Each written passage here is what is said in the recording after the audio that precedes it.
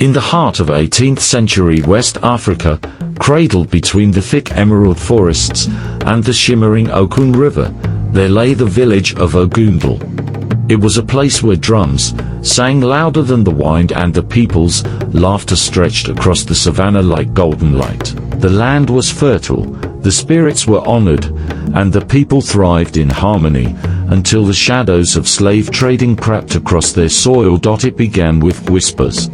Strange men seen along the outer paths, foreign boats docking along the distant shores. Then came the raids. Under the veil of night, armed slavers descended like hunting leopards. Their muskets cracked through the silence, and their iron chains rattled like spirits of doom. Men were dragged from their huts, women screamed as their children were ripped from their arms, and elders were cut down where they stood. The warriors of Ogundele fought fiercely, but spears could not pierce iron and bravery could not match gunpowder. A woman named Ebeni, famed for her wisdom and unshakable spirit, fled deep into the forest with her younger brother and a handful of survivors as the village burned. Behind them, they heard the cries of their kin, shackled, beaten, forced into columns to march to distant slave forts. The soil drank the blood of warriors, and the river carried away the tears of mothers. For years, Ogundele suffered. Raids became more frequent. Entire families disappeared. Trust eroded like riverbanks in flood season. Some villagers betrayed their neighbors, lured by the promise of European guns or cloth in exchange for captives. Fear hollowed the community, but Ebeni refused to let Ogundele die. In exile, she gathered those who had escaped: hunters, farmers, and warriors hardened by suffering. They built a hidden settlement deep within the forest, veiled by the thick mists of the Okun River's tributaries. There, Ebeni forged a plan that would change their fate. She called upon the secret societies of the land, the Ogboni elders, the leopard hunters, and even distant allies from neighboring villages who too had suffered under the slavers' cruelty. Together, they formed a coalition called the Guardians of the Drums, named for their custom of sounding sacred drums to send coded messages across vast distances. Ebeni and her people began to ambush slaver caravans with guerrilla precision.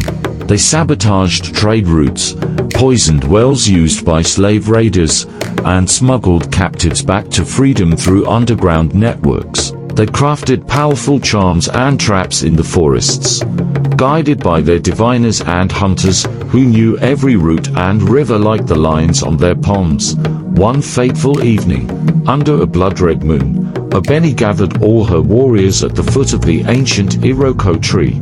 The largest slaver caravan in years, allied with local collaborators, was set to pass near their land. This was their chance. When the caravan came, the drums of Ogundele thundered across the hills. Hidden warriors emerged like spirits from the mists. Arrows flew, pits swallowed horses, and sacred firebombs, crafted from palm, oil and resin, engulfed the wagons. The battle raged through the night, though many brave souls fell. By dawn, the slavers lay defeated, their chains shattered, and the captives freed. News of Ogundele's resistance spread like wildfire. Nearby villages, inspired by Ebeni's defiance, rose against the slavers too.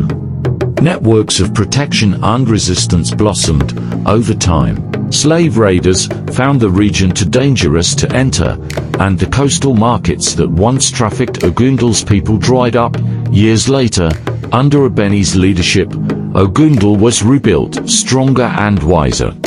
They sang new songs of freedom, and every year, they held the Festival of Unbroken Chains, where survivors and their descendants danced to the rhythms of drums that once signaled war, but now echoed peace.